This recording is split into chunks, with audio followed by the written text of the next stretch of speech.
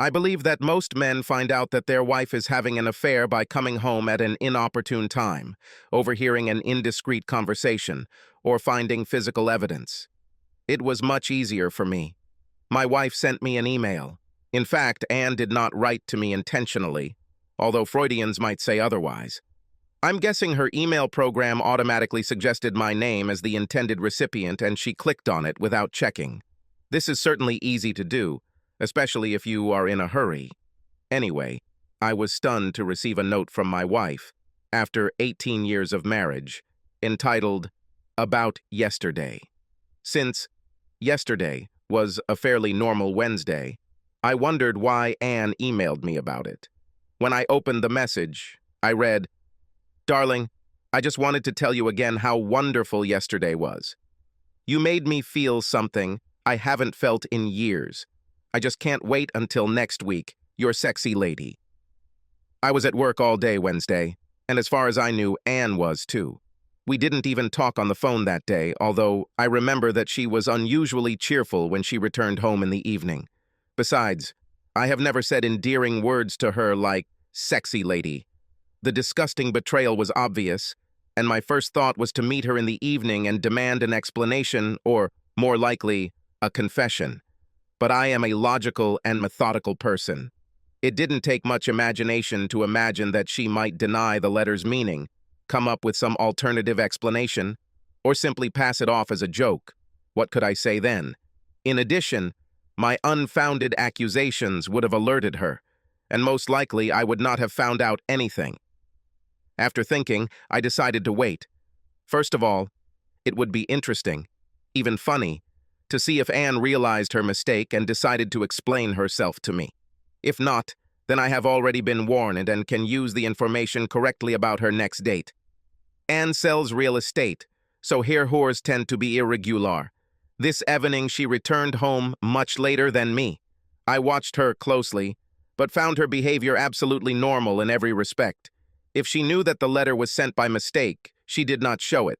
I, in turn, did not even hint that something was wrong.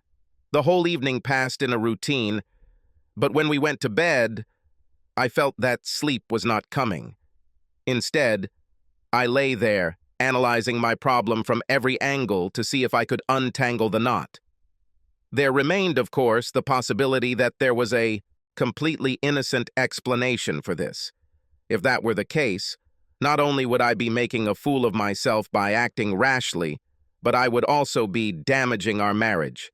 I loved my wife, and the last thing I wanted was to do anything that would drive her away from me. Well, if the letter really indicated that the affair was continuing, then my marriage was already at risk. And in this case, I would have to take action. Just because I try to control my emotions doesn't mean I don't have them. While I was tossing and turning in bed, the pain of my wife's possible betrayal ate deep into me. After much thought, I have come to the conclusion that my only option is to defer this issue until I can obtain more accurate information. Fortunately, I could do this, and once I realized this, I soon fell asleep. The next morning, when I arrived at work, I returned to analyzing the problem. The coming Wednesday should provide some answers, so I contacted a detective agency and arranged for my wife to be followed.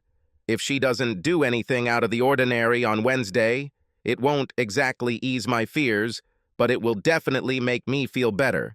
However, if my fears are justified, then at least I will know the truth and begin to take appropriate action. Having done everything I could do at that moment, I put it aside and went back to work. Apparently, the next Wednesday was no different from any other. Anne and I went to work as usual and returned home late in the evening at almost the same time. There was nothing in her appearance or behavior that struck me as abnormal or unusual. I sat in my study reading my favorite collection of Edgar Allan Poe's stories and tried my best to hide any signs of anxiety or suspicion. On Thursday morning, I had an appointment with the detective agency to find out the results of their surveillance. Although I am not a very emotional person, I can still read emotions in others. When I entered the office, the detective working my case avoided meeting my gaze. I knew right away that I wasn't going to like what he was going to tell me. Everything was just as I feared.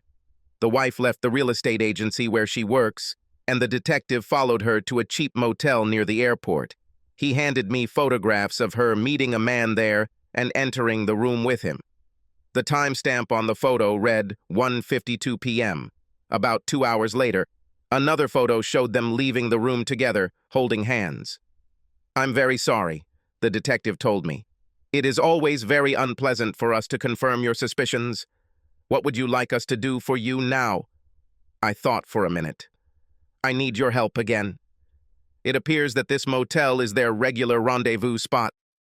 If this is true, is there any way to take photos of what's going on in the room?"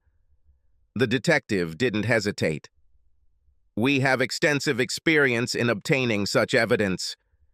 You will probably have to pay for the motel manager's cooperation, but if it is acceptable to you, I think we can guarantee compliance." I nodded. "Evidence will be paid." I returned to my office, but this time, to my surprise, I found that I could not concentrate on my work. Now that all doubts were removed, my ability to think seemed to disappear. Eventually, I gave up trying to work and focused on what I had learned. Wiping my eyes, I began to make plans. In addition to confirming my wife's infidelity, I realized why Anne accidentally sent that treacherous letter to me instead of him. It turned out that I knew her lover. It was our neighbor, Mark Bradshaw. Since my name is Mac Bishop, the email program must have suggested my name after Anne typed the first 2 letters. It's very careless of her not to double-check, I thought, but probably emotions tend to distract lovers. Knowing the identity of Anne's lover further intensified my sense of betrayal. Mark and his wife Bobby were our friends. We often dined at each other's houses or went to the movies together, and I never noticed much of a spark between Anne and Mark. Was I blind, or were they both skilled in the art of deception? Regardless, I knew I had to do something. The question was what exactly? For several hours, I mentally went through various options for action. At times, revenge fantasies flashed through my head, followed by scenarios in which I imagined myself begging Anne not to leave. Questions about why the affair began and how long it lasted tormented me. Anger and self-pity intertwined within me. Finally, I made up my mind. Not only did I know what I wanted to achieve, but I also had a pretty good plan for achieving my goals. My campaign will involve 2 separate courses of action that will take place simultaneously. I thought of them as divide and conquer, separate 2 lovers, and win her heart again. As a dividing part of my plan, I will use my knowledge of Anne, and to some extent Mark, to drive a wedge between them. With luck, I can stop their relationship until they decide to break up. The second part will involve an all-out campaign to win back Anne's love by becoming the perfect husband. At the same time that I showed her the downside of her relationship with Mark, I hope to demonstrate the benefits of getting back together with me. I made extensive notes to myself, listing possible actions for each part of my campaign, planning out their timing, and working out the interdependency so that each would complement the other. When I finished, I saw that the essential element for both was the need to keep them ignorant of my knowledge of their relationship. Obviously, this would require restraint on my part, but I felt I could do it. I know how not to show emotions. I decided not to start my campaign until I received another report from the detective agency. But there were steps I could take during this time to prepare. First, I bought a recording system for our home phones, as well as a voice-activated recording device that I hid in Anne's car. Tapping our home phone closed that line of communication, and although I couldn't tap her cell phone, I felt that the car was the most likely place for her to call Mark. I wasn't worried about her calling him from work. The agency had an open-plan office, so I reasoned that she was unlikely to have a conversation with her lover in a place where she could so easily be overheard. My next step was to get into Anne's email. The home computer was already set up to access her work email. Her password protected her system, but I knew where she kept her list of passwords, and it didn't take me long to gain access. I quickly arranged for copies of all messages to be forwarded to my address. Once I had access to the email, I soon learned that their affair apparently only lasted a month or so. This suggested that their relationship was still in the honeymoon stage. My goal was to end this honeymoon as quickly as possible. Having completed the preliminary work, I could only wait for the detective agency to prepare photographs of their next meeting. In addition to the photos, they surprised me with video and audio. It was an unpleasant surprise. Having gathered my courage, I began to watch them having sex. What I didn't expect was the display of affection and, dare I say it, love between them. The depth of their intimacy was painful. This made me wonder if my plan had any real chance of success. But in the end, I have nothing to lose. I will continue with what I planned. My wife is not very patient and does not handle disappointment well. I hope to use this weakness against her to disrupt the relationship she had formed with Mark. At the same time, she is very romantic, and I felt that this could be a path for another part of my plan. Having a copy of all her letters gave me a distinct advantage when it came to planning my intervention program. Their next exchange of letters gave me everything I needed to begin to separate the first part of my plan. Are we still on Wednesday? Anne. Absolutely. One time, one place. Cannot wait. Mark.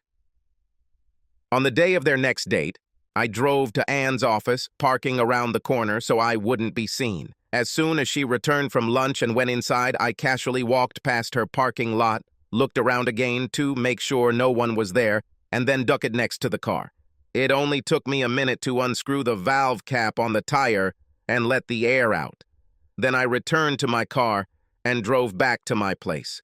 I wondered what she would do without men in the office. Sure enough, 20 minutes before she was supposed to meet Mark at the motel, Anne called me. "Can you help me?" "Don't worry about anything, baby," I said soothingly. "Work today is quite easy, so I can fix your car. I just need to finish one thing here, and then I'll be right over." Of course, I waited another 15 minutes before leaving, which meant that I wouldn't make it to her agency until nearly the scheduled time of Anne's meeting with Mark. She waited impatiently by her car. "Sorry it's so late," I apologized. It took longer than I expected. While she paced back and forth in frustration, I slowly and methodically changed her tire. I parked my car right behind her so I could load her flat tire into the trunk and take her to get it repaired. Of course, this also prevented her from leaving until I was done. By the time I put the spare tire on, put the flat tire in the car, and returned from washing my hands, it had already been over an hour since she was supposed to meet Mark. I apologized to her again for being late and said I hoped it wouldn't affect her relationship with the client. "He just has to understand," she said resignedly. "Sometimes it happens." While I was changing her tire, I heard her mobile ringing several times. But although she checked it, she did not speak. She probably saw that Mark was calling and didn't want to talk to him in my presence. My suspicions were later confirmed when I returned to my office and saw the excited correspondence between them. "Where are you? I waited at the motel for over an hour." Mark. "Crap, the car has a flat tire." Anne. "You could have at least called and let me know. I rented a room." Mark. "Mac was here changing a tire. I couldn't talk to you in his presence." Okay, I thought. Looks like I put some strain on their plans. That evening after dinner, I took Anne to the sofa where I placed her feet on my lap and gave her a foot massage. She looked at me questioningly, because she usually has to ask me for this. "I know you had a hard day, baby, and I just wanted to do something nice for you," I told her. She looked at me to see if I was hinting at something else, but as I continued to smile and work on her legs, Anne relaxed on the couch. I soon saw a look of pleasure on his face, and as I continued the massage, the soft moans of pleasure were sweet music to my ears. Not wanting to be intrusive, I waited the rest of the week before taking the next step, and on Monday, a large flower arrangement was delivered to her office with a card that read, "To the best wife a man could have." If she felt remorse because of my irony, she hid it well. But that evening, when she returned home, she thanked me profusely and told me what an impression it had made on the other women in the office. "But on what occasion?" she asked. "You've never done anything like this before." "Exactly true, darling," I said, hugging her, "and that's what I want to change." What if you got a flat tire while driving on the highway? It made me think about how precious your love is to me, and I wanted to make sure you knew that. She looked at me searchingly, but after a moment of hesitation, she hugged me and held me tightly to her. That's so kind of you, dear. It really means a lot to me. I couldn't help but wonder if she felt guilty. From her email, I learned that the lovers are planning to catch up at a special meeting in a few days. I wanted to ruin their plans, but this time I felt it might be suspicious if I messed up Anne's car again. So I let her go to the meeting place without interference, but I followed her, keeping my distance so as not to be noticed. While she was walking into the room Mark had reserved, I drove behind the motel and entered through the side door. The motel was modest enough that there were no security cameras to capture me pulling the fire alarm in the hallway. I waited outside until I saw the guests being herded to safety in the parking lot. I didn't see Anne or Mark, but I knew they must be in the crowd, probably pissed off like wet chickens. Back in the safety of my office, I watched with glee as emails flew between two frustrated lovers. Anne: "What nonsense! I'm so angry I could scream." Mark: "I'm very sorry, but it's not my fault." Anne: "Next time, order someplace that isn't a fire trap." Yes, this looks like my Anne, I thought. When she returned from work, I saw that she was still fuming. But her nervousness turned to surprise when she noticed that the dining table was set with linen napkins and our fine china. And when she smelled her favorite dish simmering on the stove, she looked at me in mock disbelief. "Who are you? And what did you do with my husband?" she asked with a wide smile on her face. "Nothing special," I answered modestly. "I called your office this afternoon, and when they told me you had a meeting with a client that was running late, I decided the last thing you wanted to do was cook when you got home." Fear flashed across her face, but she quickly came to her senses and hugged me around the neck.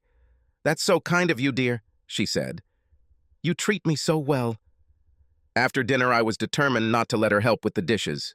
She looked at me gratefully as I walked her into the office and turned on my favorite TV show. As I walked back into the kitchen, I felt her eyes following me and decided that the conquest part of my campaign was going well. Whatever doubts Anne may have had about her affair, the next letter I intercepted from Mark made it clear that he would not be deterred by any temporary setbacks. Mark: "Okay, no more cheap motels, sexy lady. This time I booked a room at the Hyatt Hotel. We can finally spend time together." Anne: "This is much better. See you there at the usual time." Reading their email exchanges, I cursed Mark's persistence and regretted that Anne was willing to continue their interlude. Other measures were required. I waited until noon, the day before they were supposed to meet, and then called the Hyatt Hotel reservations office. "This is Mark Bradshaw. I have a room booked for tomorrow, but something happened, and I won't be able to make it. I'm afraid I'll have to cancel the order." "No problem, sir," the employee replied. "In fact, we have a big conference planned, and your cancellation will help us a lot." I smiled with satisfaction.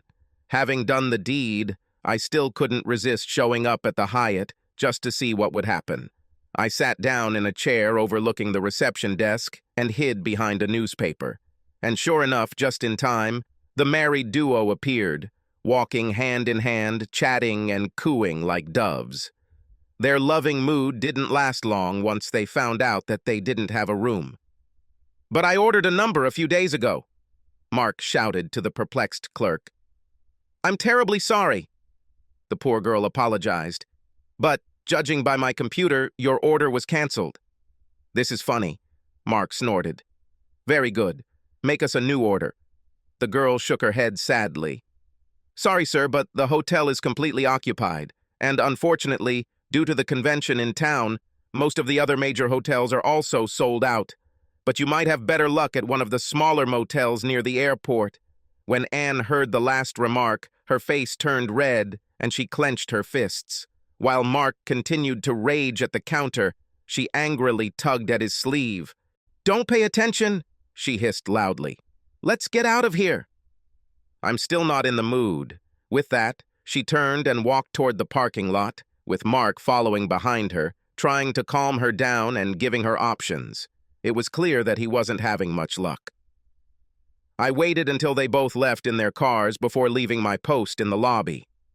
My work here is finished, I thought joyfully. When Anne returned home that evening, I stopped her at the door. "Don't even bother going into the house. We're leaving." Before she could protest, I took her hand and led her to my car. Holding the door for her, I walked around the car and got behind the wheel. "What does all of this mean?" she asked. "Where are we going?" "I decided that I would have a little surprise for you tonight," I told her with a smile. With these words, I turned on the radio in the car to some quiet music and continued driving in silence. She watched me with curiosity, trying to guess what I had prepared. She looked visibly alarmed when she saw me pull into the Hyatt parking lot. "Why are we coming here?" she asked nervously. "You'll see," I winked. Entering the hotel elevator, I pressed the button for the top floor, and soon we found ourselves in the rooftop restaurant of the Hyatt Hotel with its signature rotating dome. I approached the head waiter and told him my name. "Ah, here you are just in time," he said. With that, he led us to a table on the outer edge where we could admire the city lights. "Why did you choose this particular place?" Anne asked suspiciously. "No particular reason. I just thought it would be a wonderful setting for my pretty wife." She smiled tensely at my compliment. "But how did you manage to get us a table?" "I heard there's a big convention in town today." "Oh, that's no problem," I said casually. "I called today and booked a table." Anne didn't respond to my remark, but I knew that my success stood in stark contrast to Mark's failure. In fact, I booked a table as soon as I heard about their plans for the rendezvous. "I took the liberty of placing an order," I continued. "I hope you don't mind?" She said she was grateful for my concern and relaxed. She was even more delighted when the waiter brought an ice bucket and a bottle of champagne. After we drank a few toasts, which I made for her, she really cheered up. And when the waiter brought oysters on the half-shell, she was delighted. I'm not a big fan of oysters, but Anne loves them. For the main course, the waiter brought salmon niçoise salad with black olive sauce. This made a proper impression on Anne. "I thought you would order something heavy like a big steak," she said with a smile. "This is an ideal option."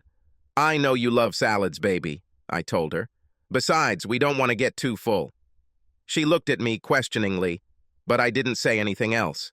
For dessert, the waiter brought 2 bowls of fresh raspberries with a dollop of whipped cream and liqueur glasses filled with Grand Marnier. It was the perfect ending, and Anne loved it all. As we drove home, Anne unbuckled her seatbelt and leaned close to me. It turned out that alcohol and oysters had the desired effect. Also, I felt that she must be upset and excited after the failures of her last dates. When I got home, I took her straight up the stairs to our bedroom. "Why don't you change into your nightgown?" I suggested, "while I do other things." As she turned to the closet, I rushed down the hall to the guest bedroom to make sure everything was ready.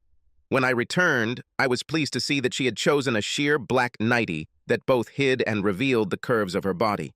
I led her down the hall to the guest bedroom where scented candles were now burning, placed around the open bed. While she stood there looking in amazement at my preparations, I walked up behind her and placed the sleep mask over her eyes. "Touch and smell will be the only senses you need today," I said, leading to the bed and undressing.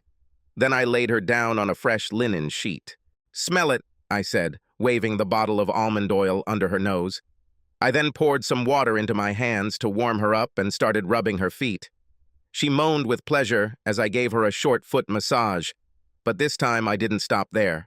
Soon I began to move upward, paying attention to the muscles of my calves and thighs to make sure she was completely relaxed.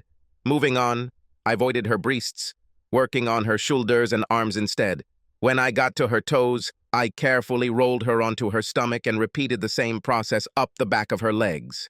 I firmly, but not painfully, massaged the muscles of her buttocks and back until she moaned with pleasure again. I turned her over again, and this time I started working on her breasts, circling around the breasts and gently manipulating them, but not touching the sensitive areas. After a few minutes of this massage, I slipped back to my feet and began to slightly move my hands up. Bend her knees, I ran my fingertips from her kneecaps down her inner thighs. Her moans turned into a long, drawn-out scream, echoed by my own grunts, until we both exploded and collapsed. Having come to my senses, I pulled the mask off her face. Her eyes were closed. She either lost consciousness or collapsed from exhaustion. Taking a deep breath, I picked her up, carried her into the bedroom, and laid her on the bed. Then I covered her with a sheet, and she quickly fell asleep. I gave myself a quick sponge bath in the sink before returning to bed. As I fell asleep, I was very pleased with how the evening had gone. Anne and I usually have different schedules when we get up for work, but the next morning she got up early. When I went downstairs, I found that she had already prepared coffee and breakfast for me. When I looked at her, her eyes sparkled. "Thanks, Bobby. Last night was really something special for me," she said passionately. "I'm so glad you liked it," I replied. "I know that I will remember this for a long, long time." She smiled at me. I felt like Anne and I were making real progress, but later that day I intercepted an email that let me know that Mark was still trying to meet with her. Mark: "I'm very sorry about what happened at the Hyatt yesterday. I still don't know how they managed to lose my reservation." Anne: "I don't know, Mark. Maybe it just wasn't meant to be." Mark: "Don't say that, sexy lady. Let me make amends. Is there any chance you can leave on Saturday? Bobby is leaving town and we could spend the day at our lake house. No booking confusion, no fire alarms. Just lots of love." Anne: "Mac always plays golf on Saturdays. I can probably leave while he's there." Mark: "Great. I can't wait to touch your hot body again." It was clear to me that my campaign had reached a turning point. I felt like both divide and conquer were gaining momentum. But I needed to do something this weekend, or I would lose everything I had achieved so far. Their new plans presented a real problem for me. There's no way I can cancel my golf game. Anne can always pretend to go shopping or find some other excuse to leave. I didn't dare touch her car again. All could be lost if she suspected me. And unlike the motel and hotel, I had a hard time playing with Mark's lake house. I needed some way to get Anne to change her plans, preferably at the last minute. Suddenly, the stroke of genius, the perfect solution, struck me. Moreover, the preparation took just one phone call. I followed my usual routine for the rest of the week, but on Friday evening, I sneakily grabbed Anne's cell phone and replaced the battery with a dead one. If she tries to call Mark this weekend, it will be through her home phone so I can listen in on the conversation.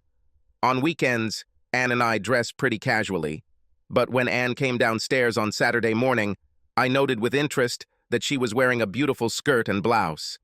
I idly wondered what kind of underwear she might be wearing underneath. As my departure time for the golf course approached, I noticed Anne watching me with some apprehension, probably because I had made no move to put on my usual golf pants and shirt.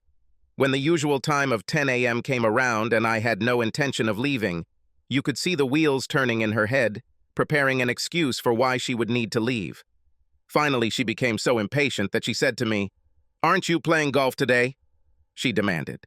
And then the doorbell rang. Anne looked at me puzzled and went to see who it was. Opening the door, she exclaimed in surprise, "Miriam, what are you doing here?" "Is this how you greet your little sister?" Miriam asked, entering the door. The women hugged each other excitedly. "Of course I'm glad to see you," Anne muttered. "I just wasn't expecting you." Miriam smiled at me. "I'm here because your wonderful husband invited me. He called me at the beginning of the week to let me know you didn't have any plans and suggested we spend the weekend together. We haven't seen each other for so long that I jumped at the chance. Anne and Miriam were very close to each other. Not a week went by that they didn't talk on the phone. But because Miriam lived 200 miles away, they did not visit each other often. "It's wonderful that you're here," Anne told her. Then she turned to me. "This is really very cool, Mac. Now I know why you don't play golf." "Well, nothing is more important than giving my wife the opportunity to spend some quality time with her sister," I told them. "Now, lady, I want you to get ready, because I'm inviting you to breakfast." Then I looked at them again. "Actually, Miriam, you might want to change into something dressier than your jeans, but you look great the way you are dressed now." Anne looked at herself and blushed, remembering why she had dressed like that, but she quickly recovered. "Why don't you help Miriam take her bag to the guest room? While she's changing, I'll just make a quick call." I watched her walk down the corridor, and a minute later I heard muffled curses. She walked out, holding her unresponsive mobile phone. "The damned battery is dead," she said angrily.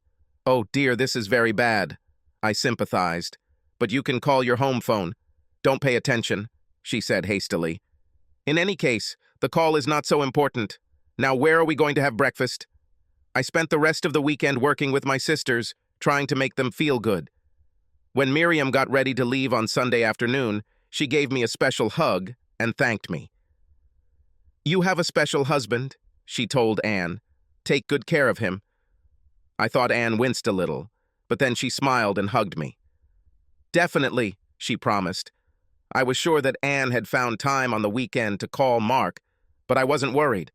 If the call was made on our home phone, I have a recording. After Anna went to bed Sunday night, I was able to check the recording device. Of course, the call came early on Sunday morning. "Anne." "Mark, it's me, Anne." "Mark, where the hell have you been? You didn't show up on Saturday, and every time I tried to call you, your phone went straight to voicemail." "Anne, I'm very sorry, but I couldn't help it. My sister came into town unexpectedly on Saturday morning, and my phone was dead. I haven't had a chance to talk to you until now." "Mark, couldn't you leave on Saturday afternoon?" "Anne, I couldn't, Mark. Mac took us all over town on Saturday." "Mark, what about today?" "Anne, my sister came for the weekend. I just can't leave her. We haven't seen each other for several months." "Mark, well, I feel damn stupid sitting at a lake house all day waiting for you." "Anne, do you never think about anything other than sex?" "Mark, okay, I think it's clear how important I am to you." "Anne, let's not quarrel about this.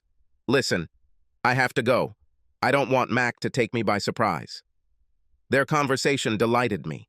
Their frustration seemed about to boil over, and I felt like I had dealt their relationship a serious blow. One could hope that this would be enough. After listening to their emails on Monday, I found confirmation of my assessment. "Mark, are we still going to meet this week?" "Anne, I don't think so, Mark. It's all becoming too much of a hassle, and it's starting to annoy me. Besides, Mac has been really nice to me lately, and I feel pretty guilty about running around behind his back. I think we need to end this." "Mark, don't say that, Anne. At least one more time." "Anne, no, I'm serious. Everything is over." "Mark, well, I can't say that I'm not disappointed. You're still a sexy lady, but I understand what you're saying.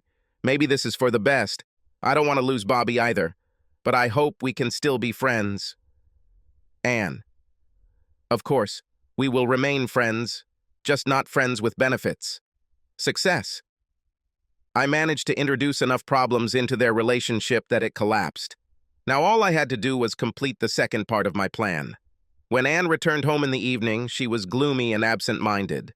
Once or twice, I even thought I saw tears in her eyes. I didn't want to interfere, but I felt I shouldn't completely ignore her behavior. "Are you okay, baby?" I asked carefully. "You seem to be in a bad mood today. Do you have problems at work?" "It's okay," she said, without looking at me. "I guess I'm just in a bad mood. Maybe it's hormones or something like that." I nodded and gave her some time to compose herself, but in my heart, I was gloating, because I was sure she was mourning the end of her relationship with Mark. Even though it was her decision to end the affair, I knew that Anne puts a lot of emotion into any relationship and cannot end it without some sense of loss.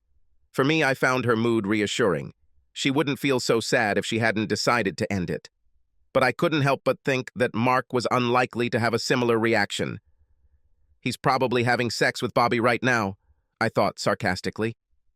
The next morning, Anne was in a much better emotional state. During the day, I saw no more letters between Mark and her, which strengthened my confidence that neither of them had changed their minds. This gave me a growing sense of triumph. Everything was going as I had planned. That evening after dinner, when Anne came into the study, I again had a book of Edgar Allan Poe on my lap. "What are you reading this time?" she asked. "One of my favorites," I told her. The cask of Amontillado. I don't know that, she said. Then she pressed herself against me. Can I interrupt you for a moment? I just wanted you to know what a wonderful husband you are, she said seriously, looking into my eyes. You've been so sweet to me these past few weeks, and I feel so lucky to have you. My heart soared at these words, and I realized that I had won. This is exactly the moment I was waiting for. I looked at her, waiting to see what else she would say. She fell silent, and for a moment I saw an expression similar to guilt flash across her face. Her eyes seemed to moisten a little. I really don't deserve you, she said hotly. No, I said calmly. I don't deserve you. Then he reached for the desk drawer. And I certainly didn't deserve this, I said sharply, throwing photos of her meeting with Mark at the motel into her lap. At first, she looked at me in confusion at the change in my tone, and then she had difficulty understanding what I had given her. But when she focused on the frames and learned what they depicted, she began to wail, "Oh my God! No, no!" I handed her a copy of the divorce petition my lawyer had filed earlier that day. When she realized what I had given her, her breath caught. But I thought that you and I mean, isn't there any way? No, I interrupted her coldly, holding out another stack of papers.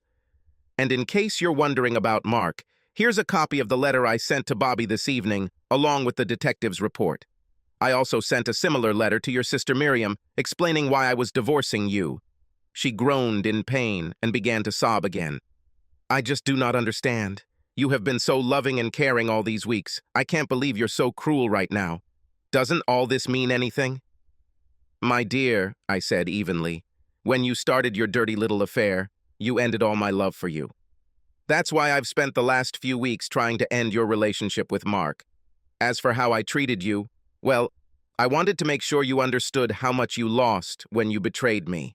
My goal was to take from you the same thing that you took from me, and as far as I can tell, my plan worked perfectly. Anne collapsed on the sofa, sobbing pitifully. Before leaving, I reached out and placed the book of Poe's stories I was reading on top of the other documents. The text was still open on the cask of Amontillado, and I used a highlighter to mark the passage containing the Montresor family motto for her to see, "No one dishonors me with impunity."